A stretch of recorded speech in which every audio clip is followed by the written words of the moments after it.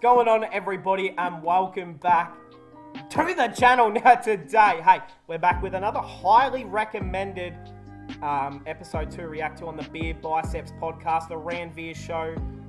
We've got the great man himself. We've got something a bit different. Normally I react to, sports stuff, but we've got my real life ghost story. Now, I have been recommended a few different episodes, like some horror and, ghost sort of stuff and that sort of like paranormal stuff, which I will be checking those out in the future, don't you worry. But this one just popped up in my recommended as soon as I opened up YouTube. So I think there was just God telling me to react to this one. So we are here, my real life ghost story. You guys know I don't mess with, spirits and ghosts and just that sort of stuff creeps me out. So we're here. We're going to check it out. Original link in the description. Subscribe if you guys are new. Let's get into it. Come on. Bhoot, ghosts.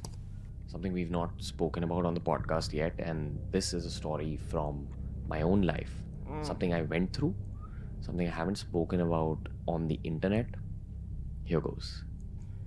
Okay, last pause of the video. But if you guys have any of your own, ghost stories or any creepy stories like that, drop them in the comments, because obviously I'll be reading all the comments and that, so let me know. I'm really all my life, right from the time I was a kid, I'd always look at human presence around me and I'd ask myself, is this really all that there is? Or is there some deeper layer that we can't see? Horror movies entered my life when I was a kid, and that answered the question. Maybe there was something that we couldn't see. This is a story about my own house, about my own building.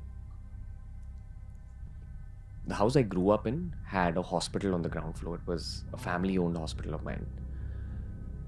And on the third floor was where I lived. I was always afraid of the dark.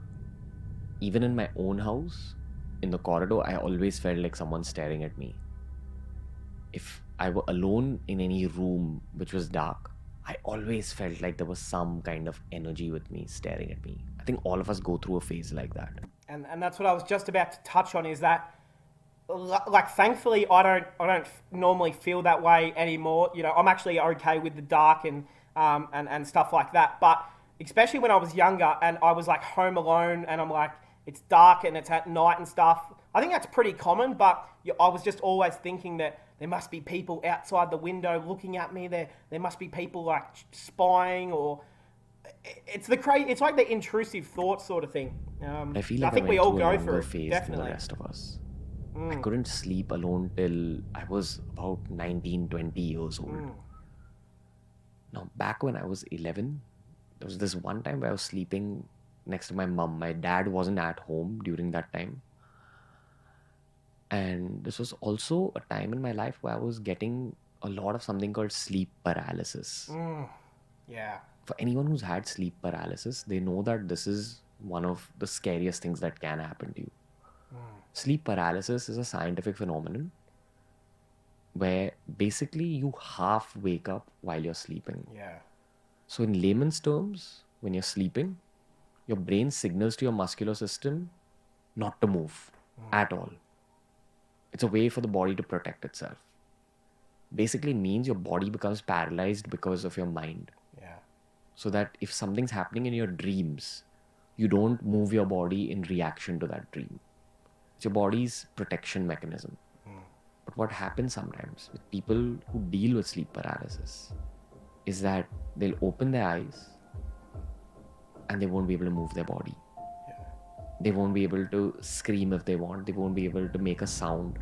You just gotta lay there. The only thing that they're conscious of is their own vision. And in a very bad case of sleep paralysis, sometimes your nightmares also become a part of that experience. Yeah. A lot of people the have brain said that. becomes confused between the world of dreams / nightmares and the world of reality.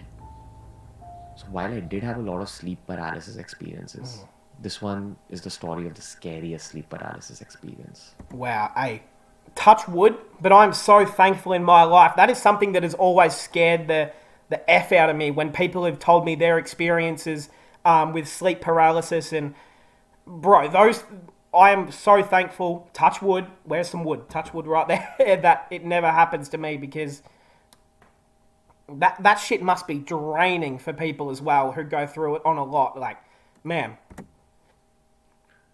My sleep paralysis would often include me waking up in my own room. I'd open my eyes and I'd see a shadowy figure in my room. Because I was in that sleep paralysis mode, I wouldn't be able to scream or react. Yeah. So the best defense mechanism was just closing my eyes and hoping that sleep meets me again. Yeah, just close your eyes. That was the only escape. This one time when I was sleeping next to my mum, I remember I started feeling something deeper than sleep paralysis. I felt like these little shadowy creatures, this shadowy power was kind of chaining me down to the bed. It gradually chained me up entirely. And I knew something was wrong. I remember those shadowy creatures screaming out something. Oh, brother. I don't remember what they said, but it was like they were welcoming some kind of a lady, some kind of a queen. Oh, I'm man. getting goosebumps as I say this. Yeah. I suddenly saw this woman sitting on top of me. Oh, no. Oh, brother. Pale skin, patchy skin, it was torn up. It had a few blisters, untidy hair. Oh, man. Okay. That was a little jump scare. I was not expecting. Okay. That kind of scared the shit out of me. Oh, man. And I could That only just see scared. one of her eyes because her hair was covering the other eye. And with that pale red eye, she was staring down at me while Ooh. she was sitting on top of me. Oh, brother. No. I couldn't even move my neck because I was paralyzed. So I moved my eyes and I saw my mum sleeping next to me. I tried screaming her name, but I was paralyzed and I couldn't say anything. All this while she's sitting on top of me. I could feel her weight on the top of my chest. And it wasn't comfortable. Yo, what the living I heck? felt her fingers on my body. And it was one of the creepiest things I'd ever been through. I was just 11 years old. Oh, man. That is rough. Because I grew up in a spiritual family, my mum knew about my fear of ghosts, my fear of the dark, and she told me about a particular mantra that's made specifically to shoo away bad spirits. All I remember doing in that moment is closing my eyes and saying that mantra. For those of you wondering, the mantra is Om Namo Dattai. So I closed my eyes and I just started saying Om Namo Dattai, Om Namo Dattai, Om Namo Dattai. And that's the last thing I remember. I went to sleep. Man, that... I still felt her weight on me, but I just realized that all I could do in that moment was say the mantra. After a bit, I opened my eyes and she wasn't there anymore. Now, this could be just a hallucination. This could be just sleep paralysis. But here's the scarier part. Oh, brother. 2 years later, Oh, no. I was watching National Geographic, I believe, a show about alien abductions. Oh, boy. And you know how in those shows they create a reenactment of real life events? They created a reenactment of a Japanese phenomenon. I forgot what it's called, but even in Japanese culture, this kind of a phenomenon exists where sleep paralysis is accompanied by a witch sitting on top of you. So in that show, they said that one of the theories about alien abduction is that aliens simulate this kind of an experience for some human beings, do experiments on the human beings, but to be able to manipulate human perception, they create this imagery of a woman sitting on top of the human. Now in that show, when they were trying to create a visual representation of this phenomenon, what they showed in that show was exactly what I saw. Oh, man. Oh, no. It felt like it was almost the same woman. Bro. Same single eye staring down. Bro, that is creepy. Same hair on one side. The same burnt up skin, untidy clothes. Those pale dead eyes. Not staring at you angrily, just staring at you with the eyes of death, with nothingness. I remember watching that show, turning off the television immediately, Yeah, I would have as well. running to my mom and crying Yeah. because I got so creeped out. No, I would as well, This man. was when I That. was 13 and my mom just kind of pacified me. She told me, calm down. It's Yeah. okay. Let go of it. I struggled to sleep alone for the next 7 to 8 years. Now, eventually in life, I feel like I grew out of this phobia. Yeah, definitely. I discovered spirituality, as most of you guys know. Now, here's the thing with spirituality. While it definitely speaks about meditation and being a good person and karma, it also speaks about the spirit world, the astral world, dark energies, demons. And it also speaks about how you tackle these energies. As the autobiography of a yogi says, when you stare fear in the eye, it ceases to exist. That's how I overcame my fear of the dark. That's powerful. That's I powerful was stuff. just worked on strengthening my spiritual muscle of my mind. I started meditating a lot at around the age of 22 or 23. Rajas, my co-founder on Beer Biceps, I meditated with him a lot as well. Now, after working together for 2 or 3 years, we worked out of a garage inside my building. And we often begin our day by meditating together.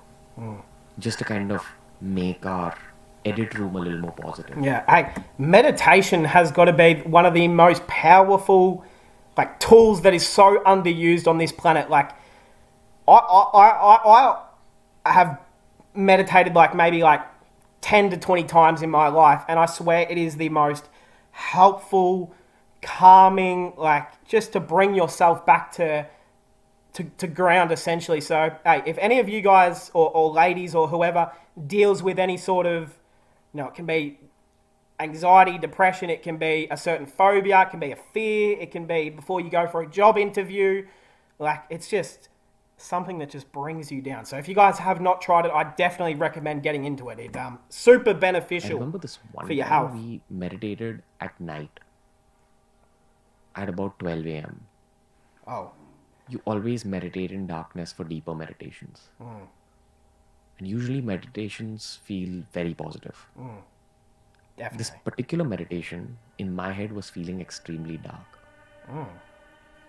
The thing is, when you meditate with someone else, you kind of do share a certain energy. You share experiences. Both of y'all can sense the positivity or negativity of that particular meditation session.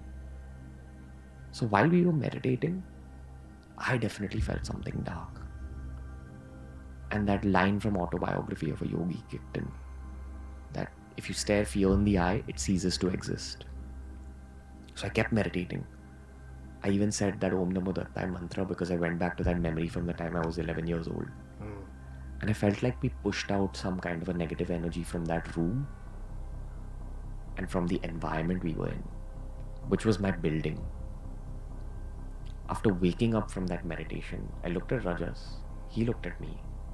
And before I could say anything, he said, "Did you feel that?" We both felt like there was some other dark energy with us and we both pushed it out together. Now, I'm not going to name the person, but I do have a friend who is considered to be psychic. Okay. That person eventually visited our office. And the moment he came to our office, without visiting any other room, he went to the end of the corridor. If you scan my building, my mum's room, the same room I was sleeping in when that witch incident had happened, is right above the room that this guy went to straight up. Oh, brother. Oh, no. And he said that this room has a lot of dark energy. This room has had some kind of a demon or a ghost within it. And since you guys have started meditating, it's probably pushed it out because meditation makes the environment more positive.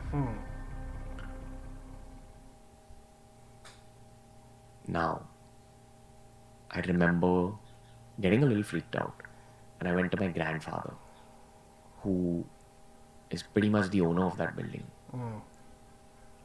I asked him about we've got to sell the building and get out of here immediately. that particular room.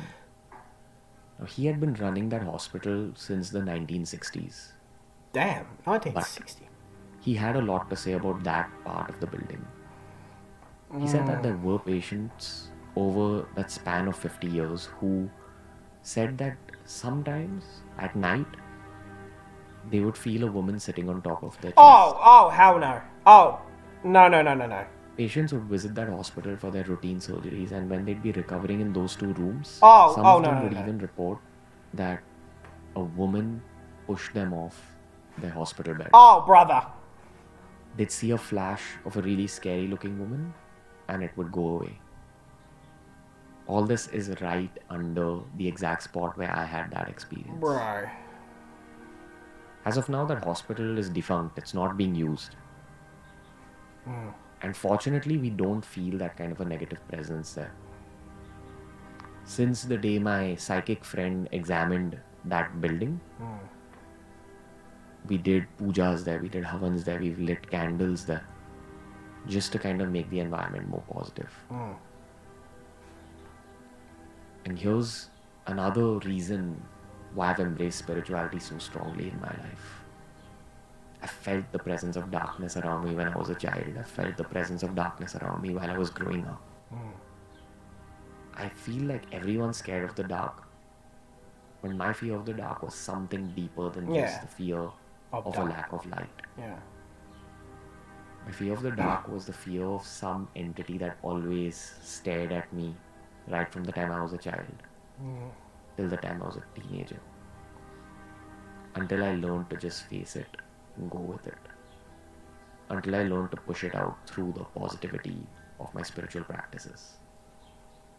This is a side of myself I don't reveal on the internet, but there's a reason I'm fascinated by the occult. I've had occult experiences, many of which I've not spoken about online, many of which I might speak about from here onwards. So if you enjoyed this podcast, hey, I definitely hit that did. thumbs up button, share this video, and if you feel you're going through any kind of occult experiences, I'm not the right guy to give advice, but I do believe that spiritual practices help combat the occult. For sure. God bless you. Stay in the light. Hey, God bless. Hey, a big shout out to the great man here on the Ranveer show. Firstly, thank you for sharing, obviously something super personal about his life and growing up.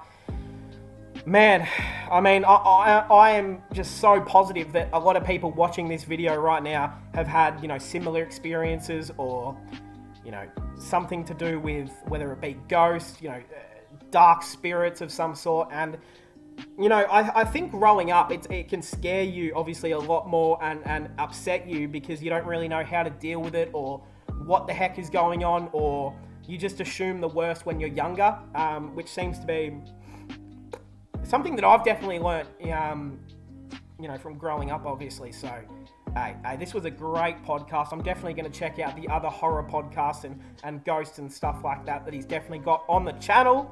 So, hey, if you guys are new, subscribe, comment down below which one I should check out next. I hope we all enjoyed, and I'll see everyone in the next one.